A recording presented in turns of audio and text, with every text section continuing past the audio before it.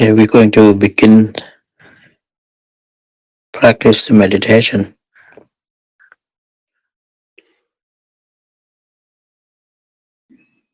Fully relax your physical part.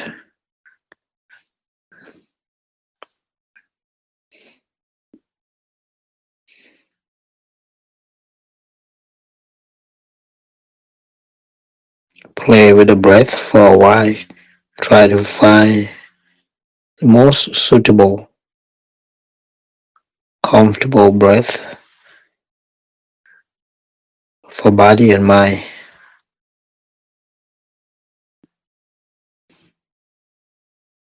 Direct the thought to the breath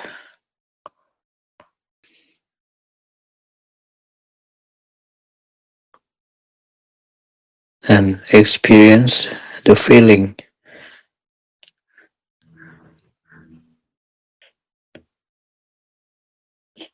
that happens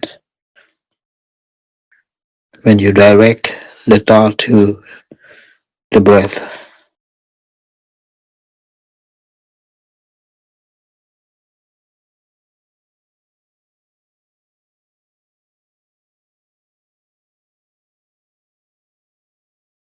Direct the thought to the breath in and out.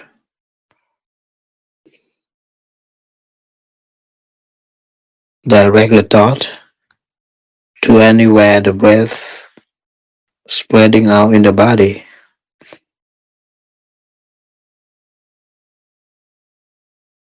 and experience the feeling when you direct your thought to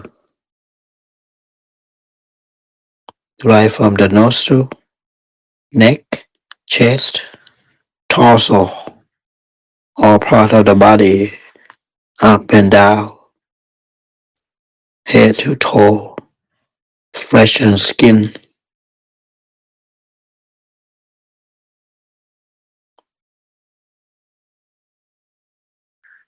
And that's how you establish the awareness throughout the body. Now you have totally mind in the body. And this is how you establish concentration to be a foundation of discernment.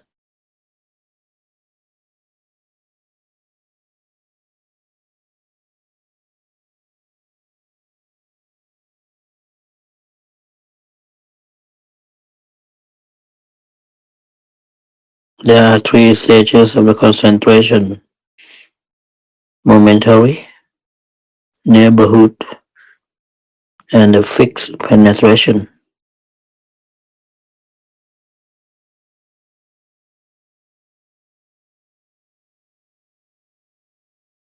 Actually, the way to explain this has to do with the kasina practice. I'm going to teach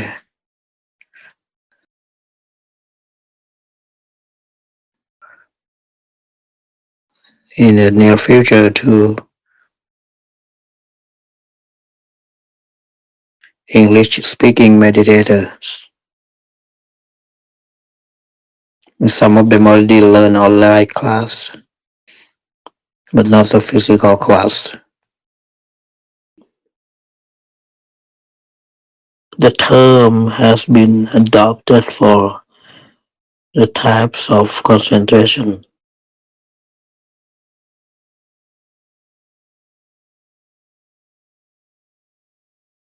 because these three stages of the concentration are not really explained in the canon. So many meditation teachers have come up with different ways of explaining them. But there is one common explanation that I can say that the momentary concentration is our ordinary, everyday concentration where you listen to someone speak and you can follow the meaning of that person's words. You can read a book and make sense out of what you are reading, as long as you say with the topic. But this kind of concentration keeps on relapsing,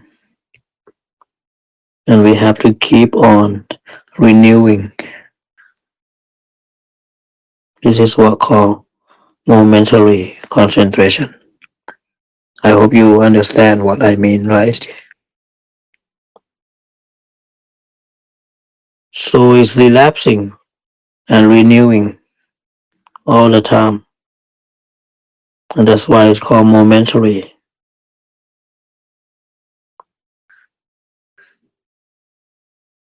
Neighborhood concentration is when you let go of your everyday concerns and are beginning of setting in with the object of the meditation.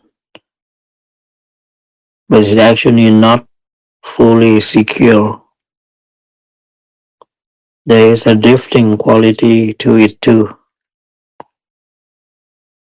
It is only when you can reach the fixed concentration that you are really one with the object. And that's when you are safe in your concentration. You are alert, energized, still. And this is a concentration that really for discernment.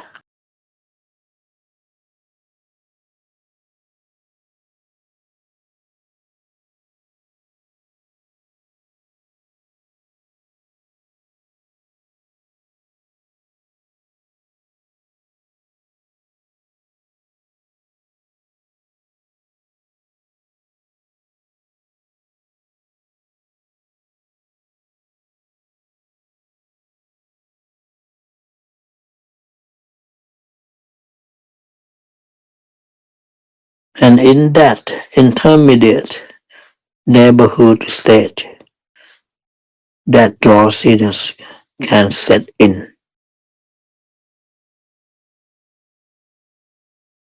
This is where the slot and torpor as a hindrance can comes in,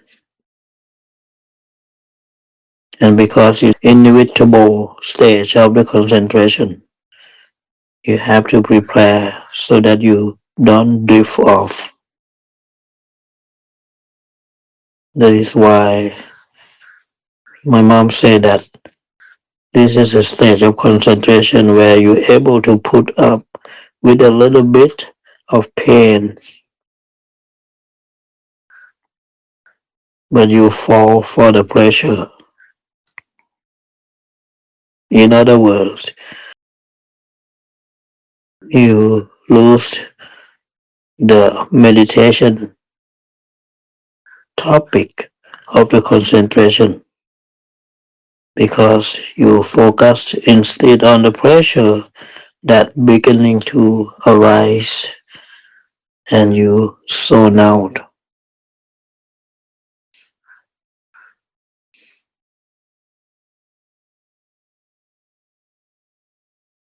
And this is why I always say that you should start with the long, deep in and out breath.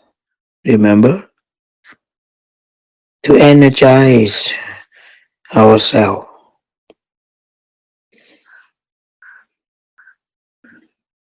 Remember when the Buddha described step in the concentration where you do the work, because working is our concentration, is what going to get you to this stage. Evaluating the breath, spreading the breath around.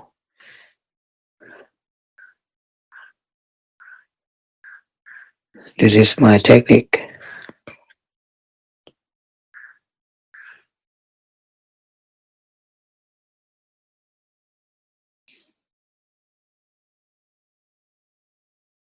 having you spread your awareness throughout the whole body.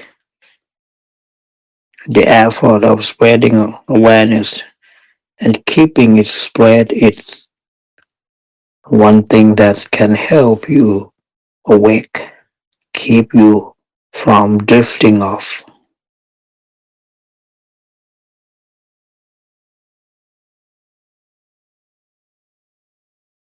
So know that you have to go through this minefield before you setting down and be prepared. Sometimes you find that staying with the breath is not enough to keep you awake, even if you are trying to keep your awareness filling the body.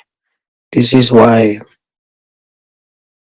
I say that if you find yourself drifting off with a particular topic of the concentration, don't make much of that topic.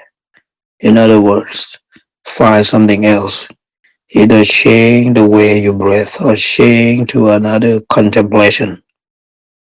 You can try imagining the bones in the body. Start with the tips of the fingers, all the bones in the first joint, then move up to the second joint, third joint. Try to have a sense of where those bones are in your awareness and relax those parts of the body. Then work up through the hand, through the wrist, arms, shoulders. Then start down at the toes, feet, working up through the legs, up the spine to the skull. Or you can think about the death. Death could come anytime, and you don't want it to come when you are nodding off. This work to be done. Or you can think about the Buddha. Anything that helps keep the mind focused on the Dhamma topic that energize you. These are things you do in preparation. There are also things you can do when you find yourself drifting off in spite of your first effort. This is where you have to be firmly on the side of not drifting and not falling asleep. Because there are part of the mind that will say, this is a sigh, I'm so tired, I need my rest, and you just go for it. So remind yourself, no one has slept way to awakening.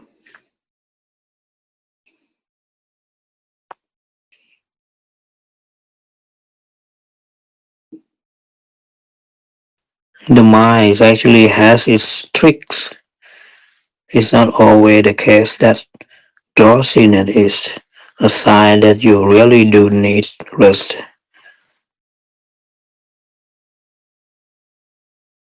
You have got to taste it.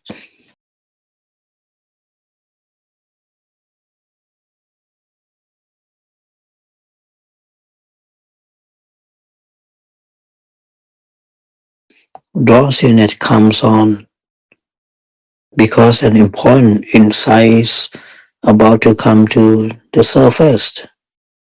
And there is a part of the mind that doesn't want to deal with it, doesn't want to see it. If you divert your attention by making you drift off. So at the side of the sleepiness or drowsiness comes on, remember, you cannot always trust them. Don't be too quick to side with them.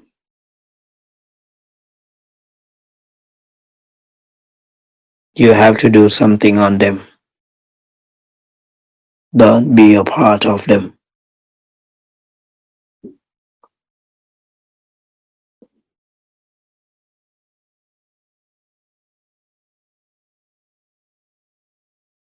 I really recommend chanting if you can chant. If you cannot chant out loud because you are sitting in the group, then if there is any chant that you memorize, run it through in your mind. Rub your limbs if you need to get up and go do some walking meditation. Go out and look at the stars if it is nighttime to refresh yourself. If it turns out that even while you are walking, you are falling asleep, it is a sign that you need a rest. But as you lie down and rest, make up your mind that you will get up as soon as you wake up again. Don't just bury yourself in sleep. There are other techniques.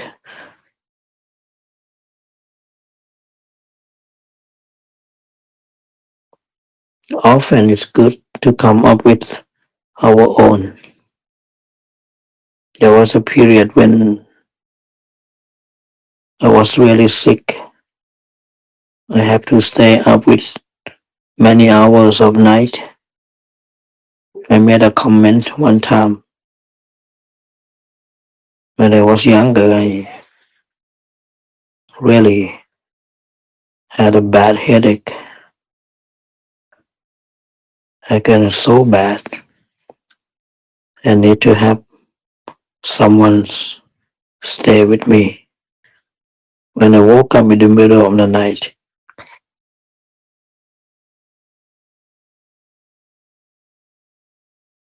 they gave me compresses. One night, happened to wake up and all the people who were supposedly watching over me were asleep. I found myself watching over them. The thoughts occur who's looking after whom.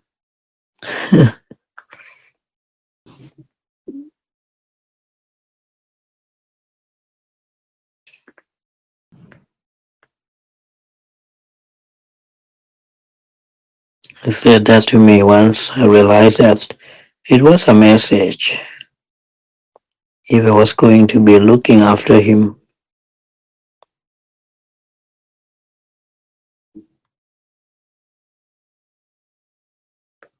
I didn't want to lie there asleep when he needs someone at night.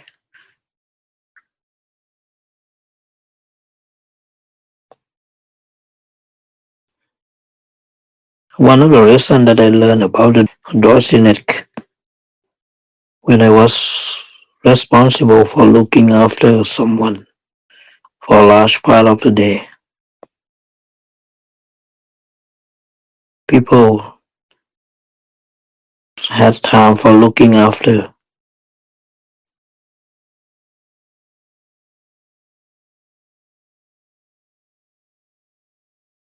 and everyone has their own reason.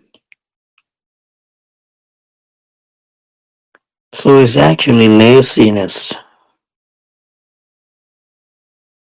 that was deep in the mind.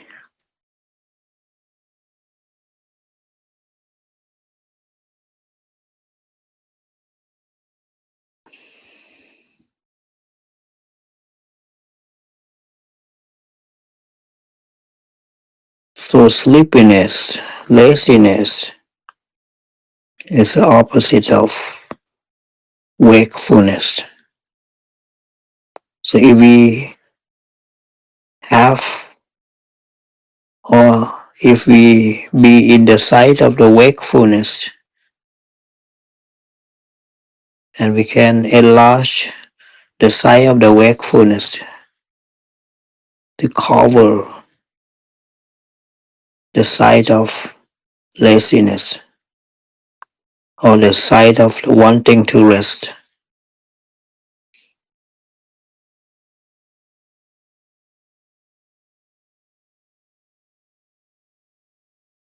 And that's how you fight against the drowsiness.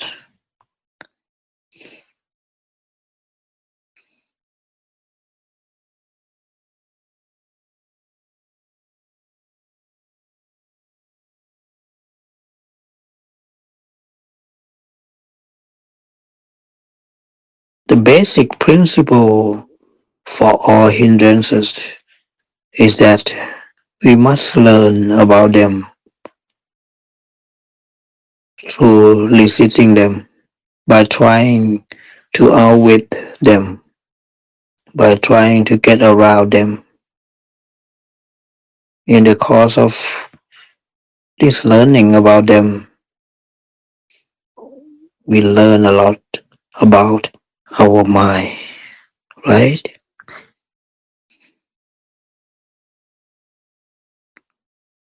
We reaffirm the original principle for why we are meditating to begin,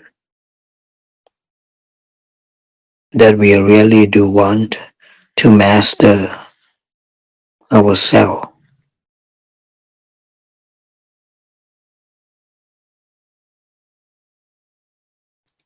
And can lead us to discernment.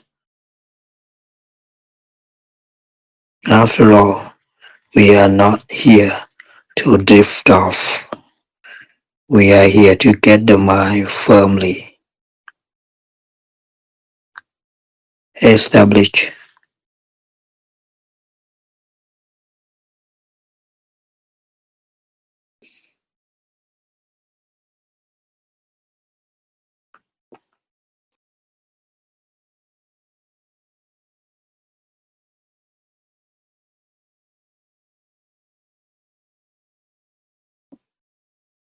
When the mind is quiet, we can train the mind easily.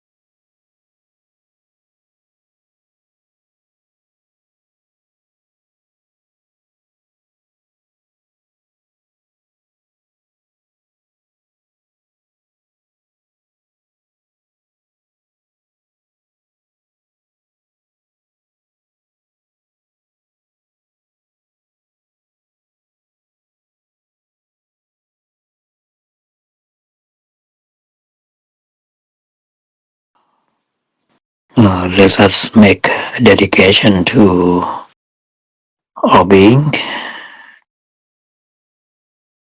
for your loved ones, your family members, whether they are close to you, they are far from you. We wish them to be wealthy, healthy, prosperity, wishing them be out of danger, be safe, be free from the suffering. Sapphe satta avera hotu, apaya pacha hotu, anika hotu, sukhi atanang pariharantu.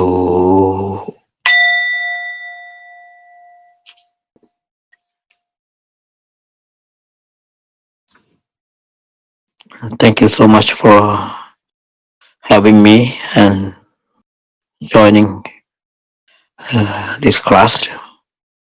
We'll see you next week. Wish you all having a good night.